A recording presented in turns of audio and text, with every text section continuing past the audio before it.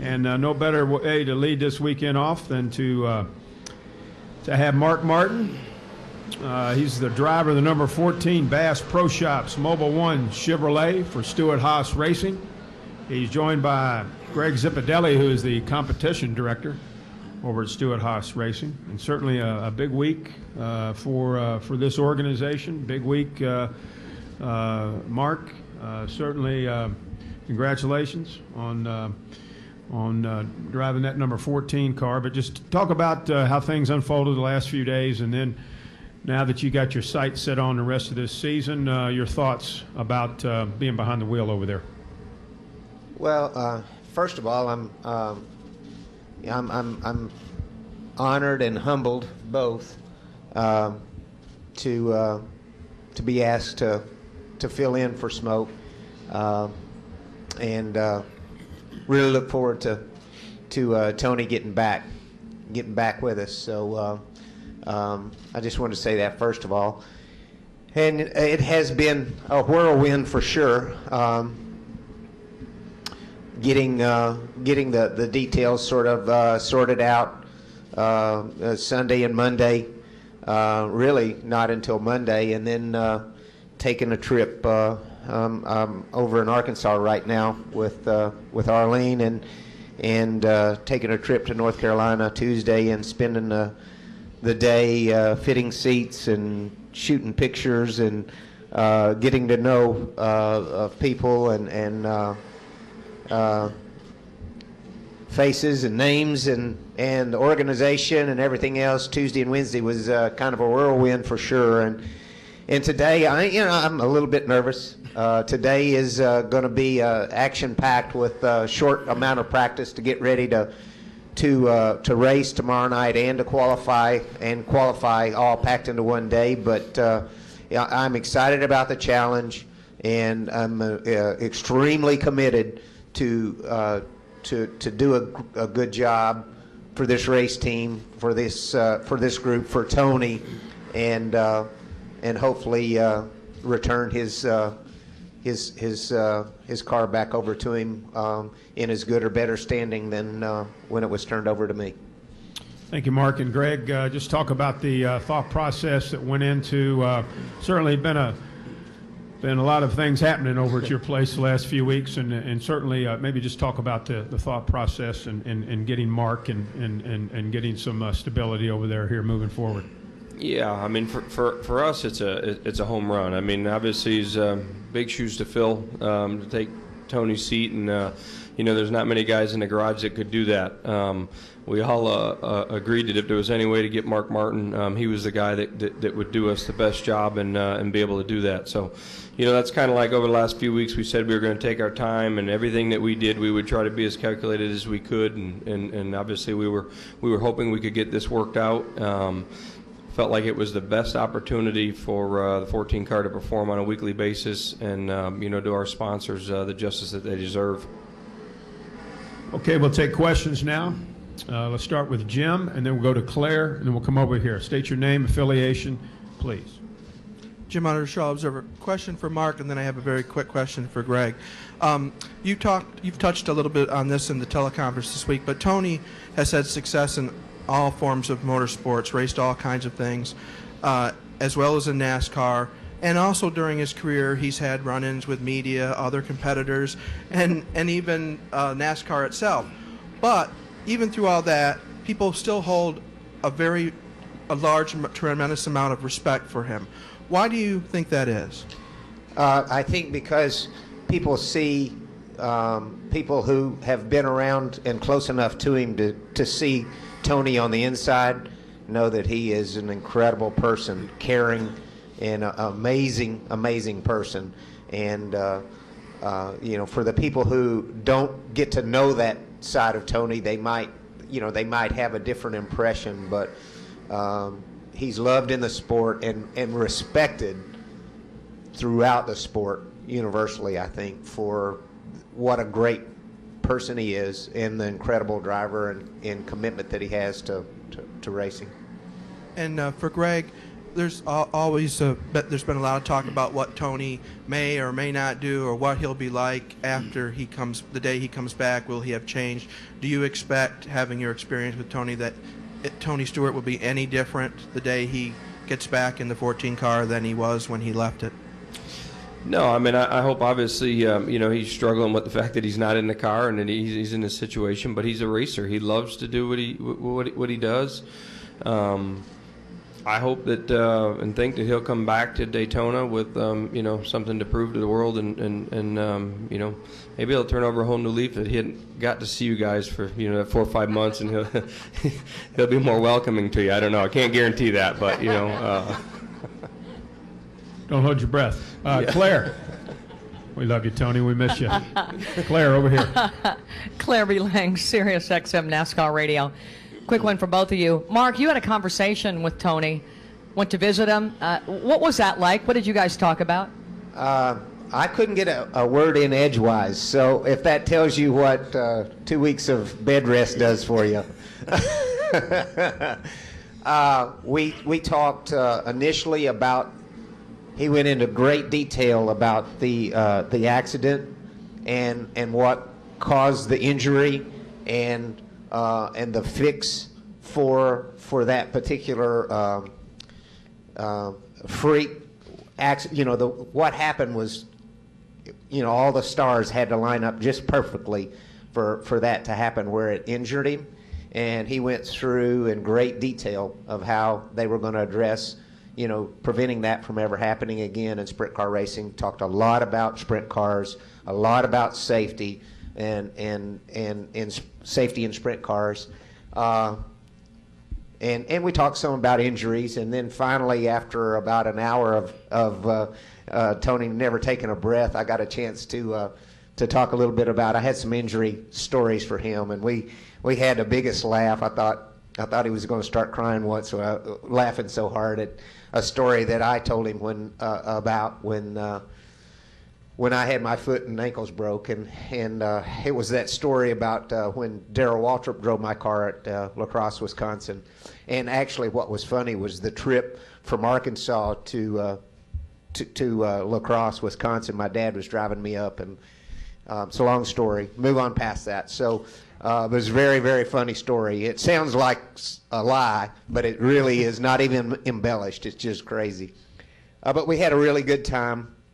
We did talk a little bit about the 14 car and about cup racing, but we had a really good time, and he was in really good spirits. And Zippy, I know obviously Mark and Tony are not the same size. That you did a photo shoot this week. You had to get the uniform. What about the commercial side of it? Getting the uniform, getting everything set, and getting the photo shoot done this week. Are we going to see Mark representing, Tony Stewart in all facets of publicity now too? Obviously, the sponsors wanted some things done, so I mean we're obviously doing everything we can to be good partners with them and make sure that they can use Mark and whatever they need to from here to the end of the year. So everybody did a great job this week. A lot of stuff got done in a short period of time, but we got it done and feel like everybody chipped in and gave when they needed to, and we were able to get everything done and pulled off. Okay, let's go here to Deb, then to Jenna, and then to Jeff. Deb Williams, RacingToday.com. Mark, because the announcement had already been made with Brian Vickers going in full time, did you feel more at ease taking this position because of that? And did the fact that announcement was prone to take this? It obviously opened the door, for this to happen, and it's been quite a work in progress since Brian's win up at New Hampshire. Getting Aaron's re-signed, getting Brian signed, getting all those parts and pieces of the puzzle together, and so it was just a matter of timing. Once they got that done, signed, and announced, then it kind of opened the door where it was a win-win for everybody. It's a win for Brian. It's a win for Michael Waltrip Racing. It's a win for myself to have the opportunity to to be a small part of Stuart Haas, and I'm not sure I can describe to you what it means to me that Tony wanted me to do this. He is definitely one of my heroes, and people who are paying attention knew that before this ever happened. So it means a lot to me that he wanted me to. And like I said before, I'm a little bit nervous about today because I feel like it's an extraordinary challenge because it's not like I've switched teams, switched around a lot, but usually you have a couple of months and a test or two, to get together. Man, I see a lot of faces I'm not sure I can put names to just yet. So this is going to be action-packed 2.5 hours or whatever today. It's going to be action-packed. And then we're going on and testing next week at Richmond. And I think, that will help us this weekend, and next week's test will help us start getting in the groove. And as we go forward, I think things will smooth out. But it's been pretty intense so far this week. Let's go to Jenna, and then we'll go to Jeff Owens. Go ahead. Jennifer, AP, 2 different questions for Zippy, and I apologize if a version of the first one has been asked in your multiple media sessions over the past few weeks. While you were on vacation. While I was on vacation.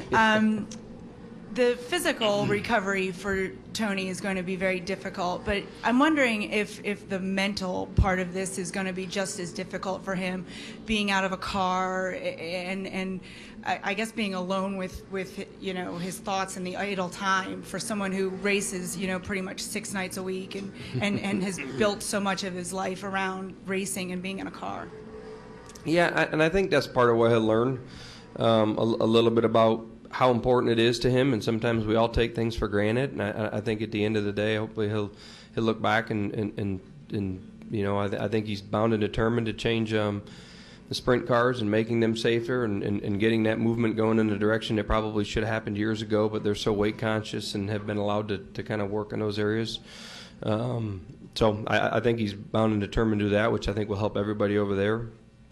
And hopefully he'll come back here with a little bit different attitude and understanding how important and how we all rely on him. He's got a lot of kids at Stuart Haas. As we say, as we're under his umbrella, and I know he'll do his best. And I really think when he comes back, I think he's gonna be fired up and ready to show the world that all that time he's had cooped up there will hopefully pay larger dividends for next year, and hopefully start the year off on a stronger note. Obviously, we've got a lot of changes at Stuart Haas and adding things. So there's just a lot of excitement, a lot of positive things to turn this around and to head into next year with. Which leads into my second question. I believe you didn't talk too much about the reports about an offer to Kurt and potentially an offer to Rodney as well. It seems like there's a lot going on behind the scenes at Stuart Haas, and you guys are seemingly taking a pretty aggressive stance and position on building things for the future. What's going on? I guess maybe not specifically, you don't want to discuss at Stuart Haas, but it seems like you guys are building and being very aggressive and want to become a very large player amongst the heavyweights. Yeah, I think that's said very well. Is we are looking to expand. We are looking to do whatever we can to make Stuart Haas a better place to race, give our drivers better resources, our crew chiefs and things. Our goal is to build, give our teams better product to race every week going into Daytona, with 4 good drivers, next year. I think that it gives us that opportunity. Our owners are aggressive. It's kind of exciting. It's fun in a time where everybody's kind of going the other way. Or we've got owners that are committed to stepping up and hopefully making Stuart Haas a bigger and better place in the future. Okay, we're going to take 4 more. We got Jeff, David Newton, Alan, and finish with Jim. Jeff Owens, Sporting News. For Greg, I guess Tony told a radio person this week that he had no intentions of not running sprint cars, that he plans to come back and run them again. And I know y'all have expressed some concern about that. Have you talked about that, and are you okay with him going right back to doing what he was before? I think that it's too early to get into that stuff. I mean, he needs to go through his process right now. We need to go through ours, and we need to spend time talking, honestly. I don't think you can take Tony Stewart and tell him he can't drive other cars. That is what makes him. That is who he is. Can we get him to cut his schedule back? Can we get him to look at things? Can we help him with this movement of making those cars safer for everybody, including himself? I think those will be the things that come in the next couple of months. Let's go to David Newton. Raise your hand, David. And then Alan, and finish with Jim Noble. Yeah, one for Zippy first. Can you be a little more specific? Where do things stand with Kurt, and is Rodney going to be the crew chief for Kevin next year? We love Rodney. We think a lot of him. He's been a friend of mine for a while. We have talked to many people. He is on our radar, but we have no commitments, nothing signed. I talked to people yesterday about the opportunity.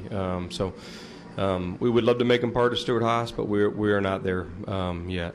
As far as Kurt deal, that's moving forward. We're spent some time this week talking about buildings and expanding. So as far as that part of it goes, we're pretty much committed. What's that? We're working on that, and if we can get it all worked out, we're going to head that way. And Mark, I wanted to ask you, you said you talked to Tony about making the sprint cars safer. Can you go into a little more detail on what happened in the car and what you feel like can be done to make them safer? Well, I shouldn't, because I'm not technically familiar with sprint cars, but the way evidently the rear ends usually can't come back because they hit the fuel cell, but when the car went upside down, the rear end was able to get below the fuel cell, and it was able to pull, like, the drive shaft, for me not knowing better, there may be a better word for that, out of the yoke out of the front side, and that's what got him. But I mean, technically, I shouldn't even answer that question because I'm an idiot. I hadn't even, I hadn't ever been closer than 10 feet to a sprint car, so I don't know what I'm talking about. No, I like I said, he's kind of explained what it is. The torque tube, came out and hit him. There is protection, but obviously that hoop that's there is not enough to contain it, and I think that's the area they're working in. So the torque tube is actually, in my world, a drive shaft, Yeah, right? correct. Okay. See, I told you I was an idiot. All right, we'll go It's a drive shaft in a cup car. Yeah. We'll go to Alan and finish with Jim. Go ahead, Alan.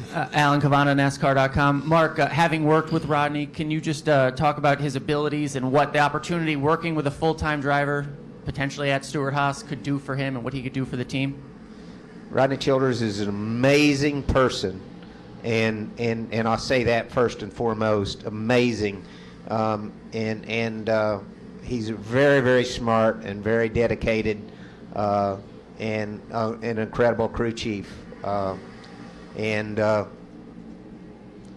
It's funny how things work out. My mission in February was to help him secure a championship caliber sponsor and driver for 2014 so that he could race for a championship in the 55. So how things change over time, but I feel like we still accomplished that. It's just that he may have an opportunity to do it. I would assume that the whole garage would be after Rodney Childers. He did last year. He did a one-year contract instead of a long-term deal because he wanted to wait to see what transpired after our year together. He wanted to continue to, he wanted to work with me and Brian and Michael in 2013 and wait and see what 2014 brought. So he's in that position now to look at all options. Final question off to the right, Jim Noble. Go ahead. Jim Noble, ESPN and Sirius. This is for Greg. Greg, what essentially transpired in the months since the announcement in New Hampshire that Ryan wouldn't be coming back and Tony's statement at the time that he didn't think you were ready for 4 cars? Has there been a quantum change in philosophy since then that's maybe allowed you to go forward with that 4th car? As much as you can get into that, what has changed?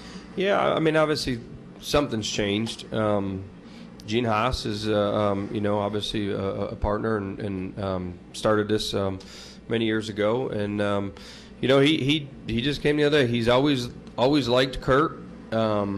We talked about Kurt last year, putting him in the 39. Things just didn't work out. It's really nothing, that Ryan did wrong. I mean, he's done a great job. He's a good guy. Heck of a driver. This just kind of got sprung on us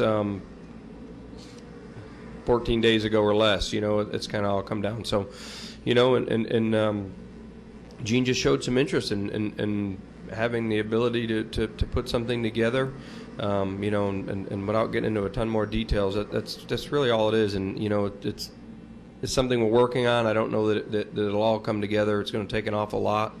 It is kind of late, and we didn't think that we would have all the pieces to get put together at Loudon, and felt like it was the best thing for Ryan to give him a fair shot at securing something for himself. I mean, which is the most important thing.